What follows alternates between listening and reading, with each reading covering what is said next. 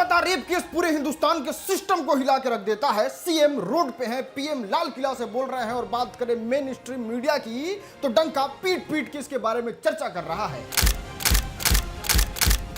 दोस्तों, इस तरीके का खबर आपको इतिहास में दिल्ली में सुनने को मिले, प्रेजेंट में कोलकाता में सुनने को मिले, उत्तराखंड में सुनने को मिले, राजस्थान में सुनने को मिले, ये सारा नेशनल इशू बन जाता है। लेकिन बिहार में इस तरीके से रोज हो, लेकिन किसी को घंटा फर्क नहीं पड़ता है। दोस्तों, वीडियो शुरू होने से पहले ही कुछ लोगों का टेंशन दूर कर देते हैं। हमने इस वीडियो को मोनेटाइज नहीं किया है ताकि इस बात को और दूर तक पहुंचाया जा सके और कोई आके इस बात का हम पे लालचन ना लगाए कि ये यार इस बात पे भी पैसे कमाने चला आया। ये बात मालूम है हमको, कोलकाता रेप केस के बारे में बिहार के हर एक बच्चे को पता होगा, उत्तराखंड के बारे में भी हर एक कहानी जान रहे होंगे और प्रोटेस्ट में भी बढ़ चढ़ के हिस्सा ले रहे होंगे। और बिहार के कई हॉस्पिटल को भी बंद कर दिया गया है ताकि कोलकाता में इस तरीके का हुआ है। लेकिन दोस्तों, हम आपको बता दें, भारत के नक्शे में एक छोटी सी जगह में बिहार भी आता है, जहां का एक छोटा सा जिला है मुजफ्फरपुर, जहां पे एक 14 साल के लड़की को रात में 5 गुंडे अगवा कर लेते हैं और उसके साथ बलात्कार करते हैं। 5 लोग मिलके उसके प्राइवेट पार्ट पे 50 बार चाकू से हमला करते हैं, उसके ब्रेस्ट को काट देते हैं और उस समय तक बर्बरता करते हैं जब तक वो लड़की, छोटी सी नाबालिग लड़की, अपना प्राण त्याग नहीं देती है। दोस्तों, अभी जब हम ये वीडियो शूट कर रहे हैं 4 दिन बीत चुका है, लेकिन उस जल्लाद को अभी तक हमारी बिहार पुलिस पकड़ नहीं पाई है। बिहार पुलिस अभी ये करने में व्यस्त है। यदि संजय राउत पुलिस या मान्य न्यायालय के समक्ष दिनांक 17/8/2024 को समय 12 बजे तक आत्मसमर्पण नहीं करते हैं तो संजय राउत एवं अजय चतुर्थी का कुर्की की जाएगी। दोस्तों, हाथ जोड़ के आपसे निवेदन करना चाहते हैं, इस वीडियो को पूरा लास्ट तक देखिएगा। वैसे भी बिहार के बारे में कोई बात नहीं करता है और जब आप इस वीडियो को आखिरी तक देखिएगा तब आपको समझ में आएगा मेन स्ट्रीम मीडिया कैसे बिहार के साथ भेदभाव करती है, क्यों अभी तक पुलिस नहीं पकड़ पाई उस अपराधी को और क्या वजह थी जिसके वजह से 14 साल की बच्ची के साथ इतना घिनौना अपराध हुआ। 5 गोला से ले गया, टाटे सब तोड़ के ले गया, मेडिकल वाला उठा ले गया।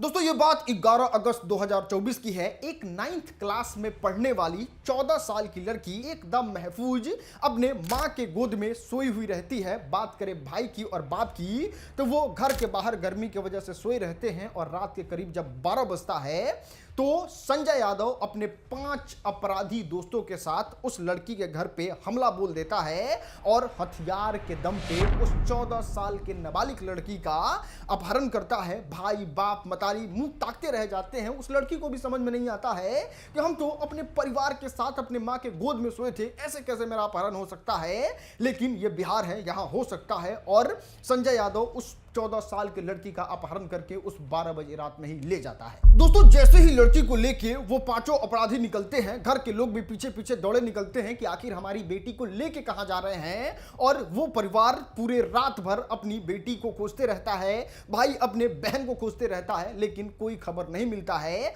और पूरा परिवार निराश अपने घर लौट जाता है और सोचता है कि कहां गई मेरी बेटी। दोस्तों, जैसे ही सुबह होता है, गांव वाले खेतों की तरफ जाते हैं अपने मवेशी का खाना लाने के लिए और गांव वाले जो चीज देखते हैं उसको सुनने के बाद आप हैरान हो जाओगे। गांव वाले को सबसे पहले नजर आता है मांस का टुकड़ा। अभी कुछ समझ नहीं पाते हैं, जैसे ही 2 कदम आगे बढ़ते हैं उनको देखने को मिलता है बाल। 1 कदम और आगे बढ़ाते हैं तो उनको देखने को मिलता है खून।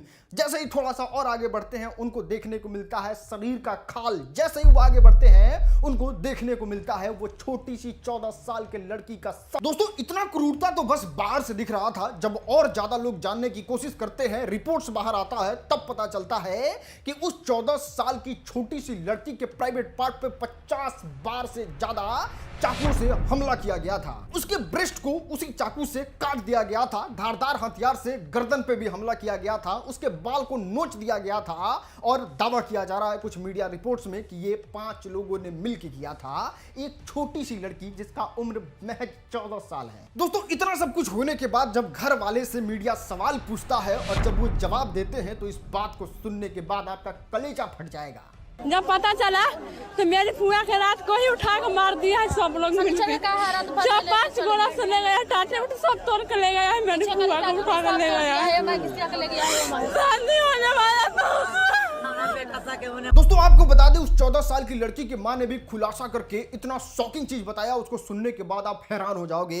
देखो, लड़की की मां बताती है कि संजय यादव नाम का जो व्यक्ति 5 गुंडों के साथ आया था, वो पहले भी हम लोगों को बहुत ज्यादा परेशान कर रहा था, जिसमें वो कह रहा था कि आप अपनी 14 साल की जो बेटी है ना, उसकी शादी हमसे कर दीजिए। जब 14 साल की लड़की के फैमिली वाले मना करते हैं तो वो लोग 2 बीघा जमीन और एक गाड़ी का लालच भी देती है, फिर भी 14 साल की जो लड़की थी उनकी मां मना कर देती है कि हम शादी नहीं करेंगे, तुम तो पहले से शादीशुदा हो। और वो इतना ज्यादा आतंक मचा दिया था दलित परिवार के घर पे संजय यादव की लड़की जो है वो स्कूल जाना भी बंद कर देती है संजय यादव की वजह से।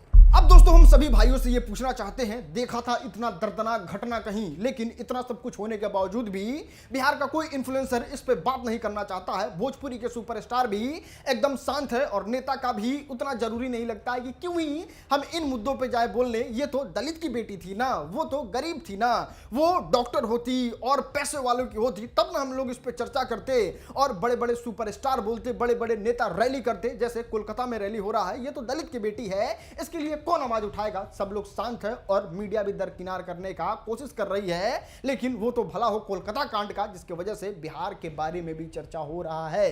दोस्तों और स्टेट का तो हमको नहीं पता, लेकिन बिहार में रेप की केस जो है वो एकदम पीक पे है। और आप जान के हैरान हो जाएंगे कि इतना बड़ा कांड हुआ है मुजफ्फरपुर में एक दलित लड़की के साथ, लेकिन इस कांड के बावजूद भी प्रशासन का कोई डर नहीं है। अभी हाल ही का खबर है, फिर से 14 साल की एक लड़की के साथ रेप हुआ है और उसको पानी में फेंक दिया गया है खंडर में। इतना ही नहीं, मुजफ्फरपुर से थोड़ा सा दूर जहानाबाद चले जाइए, जहां पे 2 साल की लड़की के साथ 35 साल का उसका टीचर रेप कर देता है। दोस्तों जहानाबाद से कुछ 100 किलोमीटर का डिस्टेंस है, जिसको दरभंगा के नाम से जानते हैं। एक लड़की को टीचर बनना था, उसके लिए वो पढ़ाई कर रही थी, लेकिन अब उसको टीचर नहीं बनना है, अब उसको घर में सुरक्षित रहना है, क्योंकि उसके साथ रेप हुआ। रेप में भी सारा पराकाष्ठा को पार कर दिया गया।